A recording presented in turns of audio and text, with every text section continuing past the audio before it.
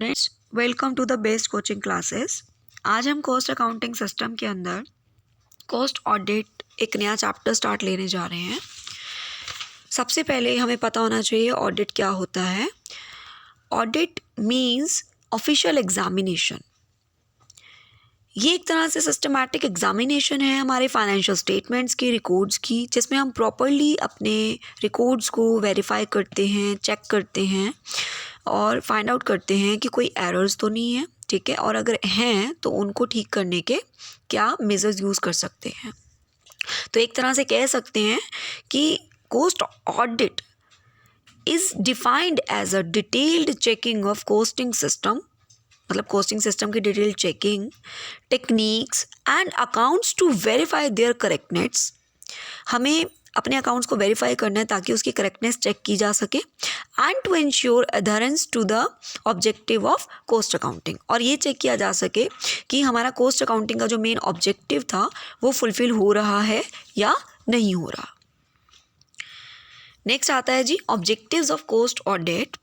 इसके कुछ ऑब्जेक्टिव्स हैं। मेन ऑब्जेक्टिव्स जो है वो ये है कि इसमें आप एरर्स को फाइंड आउट कर सकते हैं और उनके अगेंस्ट जो भी प्रिवेंटिव मेजर्स लेने चाहिए वो आप ले सकते हैं, एंड अपने कॉस्ट अकाउंट्स को वेरीफाई कर सकते हैं और प्रॉपरली देख सकते हैं कि आपने एक प्रॉपर टेक्निक यूज़ की है या नहीं की।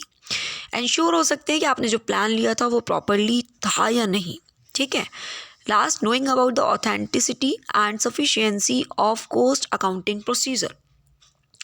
आप कॉस्ट ऑडिट की हेल्प से अपने ऑथेंटिसिटी को चेक कर सकते हैं कि आपका कॉस्ट अकाउंटिंग प्रोसीजर जो है, जो आपने फॉलो किया हुआ है, वो सफिशिएंट है या चेंजेस लाने की ज़रूरत है। नेक्स्ट आते हैं जी types of cost audit.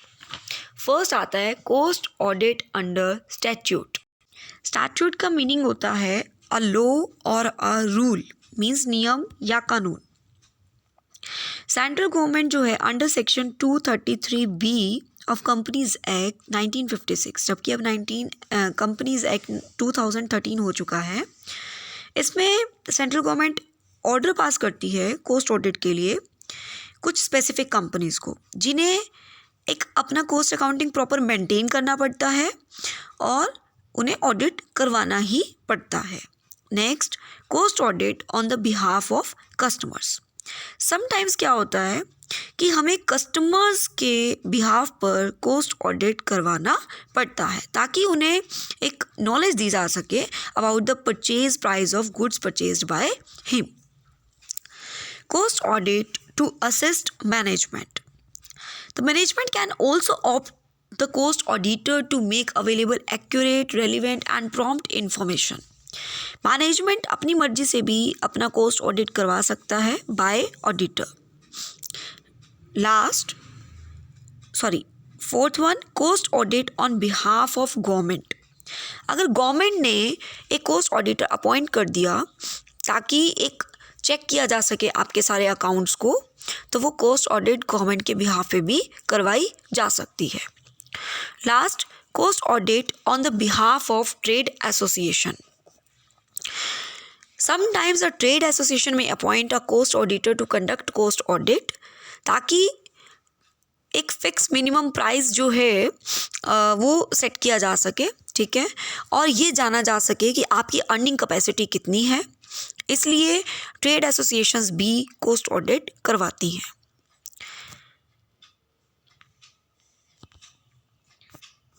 Next आते हैं जी एडवांटेजेस की तरफ। कॉस्ट ऑडिट के क्या क्या एडवांटेजेस हैं। फर्स्ट आता है prevention of error and frauds. Cost audit की हेल्प से आप इजीली अपने एरर्स फाइंड आउट कर सकते हैं और टाइमली प्रोक्योरमेंट यानी कि कुछ मेजर्स अडॉप्ट कर सकते हैं ताकि उन फ्रॉड्स से, उन एरर्स से बचा जा सके। Next, helps in decision making. Cost audit management को डिसीजंस लेने में हेल्प करता है। Further, management by exception. Cost audit जो है सेपरेट कर देता है efficient from inefficient operations and responsibility set कर देता है। Next, interfirm comparison. Cost audit की हेल्प से आप इंटरफर्म कंपैरिजन कर सकते हैं, मतलब कंपैरिजन पॉसिबल है। आप ये देख सकते हैं कि आपके परफॉर्मेंस कितनी बेस्ट है और उसको बेस्ट करने के लिए और क्या किया जा सकता है। नेक्स्ट आता है status of cost accountant. Cost audit increases the status of cost accountant by forcing him to furnish accurate and correct cost data. कहीं ना कहीं कोस्ट अकाउंटेंट जो है वो प्रॉपरली अगर अकाउंट्स मेंटेन करता है और कोस्ट ऑडिट में प्रॉपरली सब कुछ सही निकलता है तो कहीं ना कहीं उसका स्टेटस अप हो जाता है. Next, internal control possible. Cost audit की हेल्प से आप इंटरनली अपने प्रोसीजर्स पे, अपने टेक्निक्स पे, अपने बिजनेस में कोस्ट पर कंट्रोल कर पाते हैं. मेन ऑब्जेक्टिव जो कोस्ट अकाउंटिंग का है वो फुलफिल हो सकता है इसकी हेल्प से. Next, analysis of variances. Obvious ही बात है, कंट्रोल करते समय आप अपने डेविएशंस, वेरिएंसेस फाइंड आउट कर सकते हैं और करेक्टिव एक्शंस ले सकते हैं. Next, increase in efficiency. The existence of cost audit has a great moral influence on employees, which results in increasing the efficiency of employees. Next, presenting a true picture of the company. Cost audit की help से एक company की true picture, यानी कि ये कह सकते हैं कि एक सबके सामने क्लियर कट पोजीशन आ जाती है कि कंपनी कितनी प्रोग्रेस में है. नेक्स्ट आते हैं जी rights of cost auditor. Cost auditor के क्या क्या राइट्स हैं? Right to assess the ledger and books of account.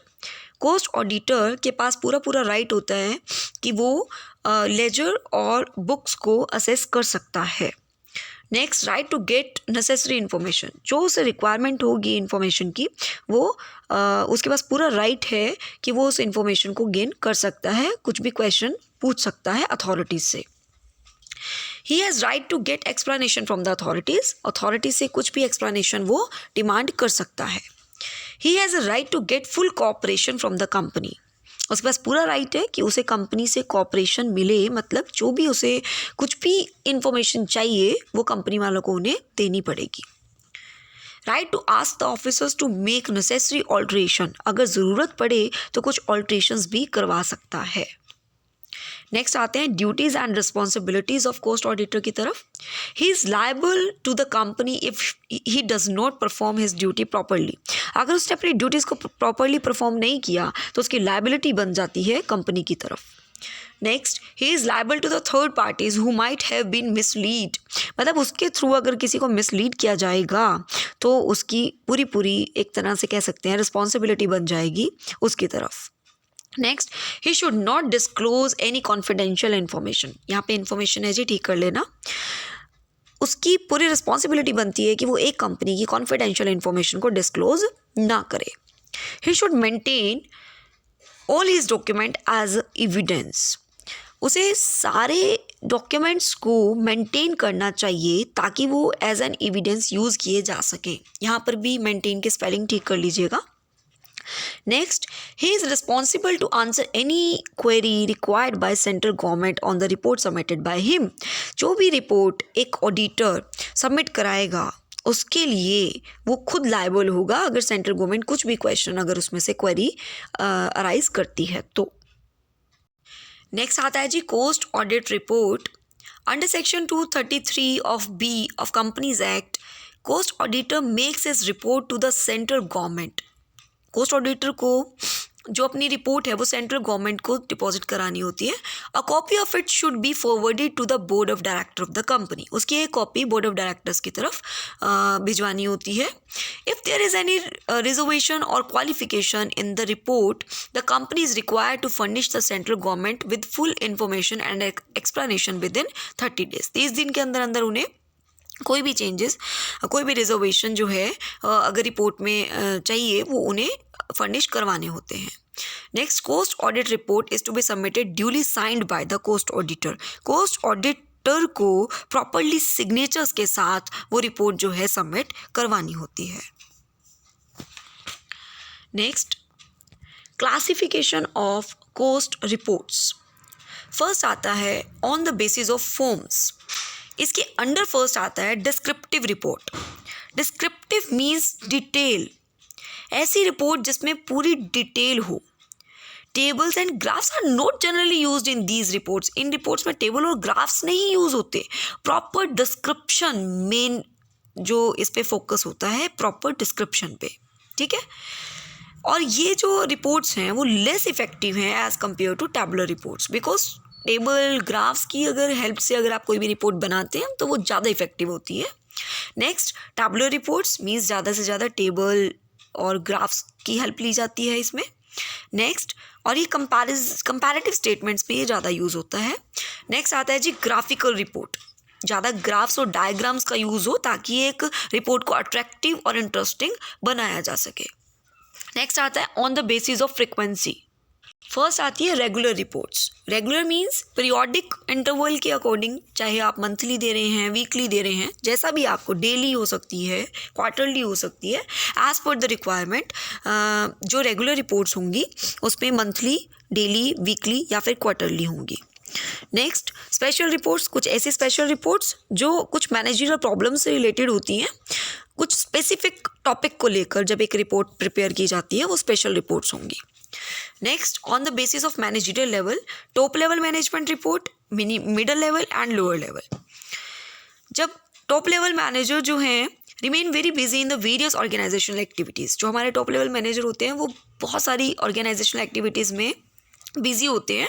So the reports related to the various performances are prepared in brief. वो जो होंगी वो बहुत शॉर्ट टाइम में ही प्रिपेयर कर दी जाती हैं, ठीक है, टॉप लेवल मैनेजमेंट की reports. And middle level manager जो होते हैं उनकी जो रिपोर्ट्स होती हैं वो डिटेल्ड इन्फॉर्मेशन होती है about their performance.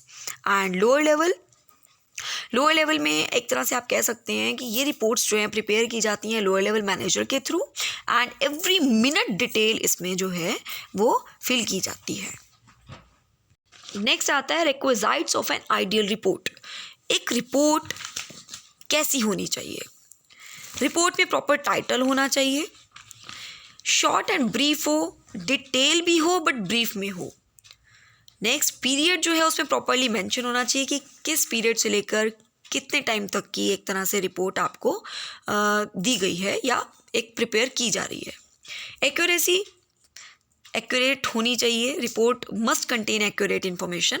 Simplicity, report must be presented in a simple and clear language, ताकि एक क्लियरली मैसेज जो है समझ में आ सके।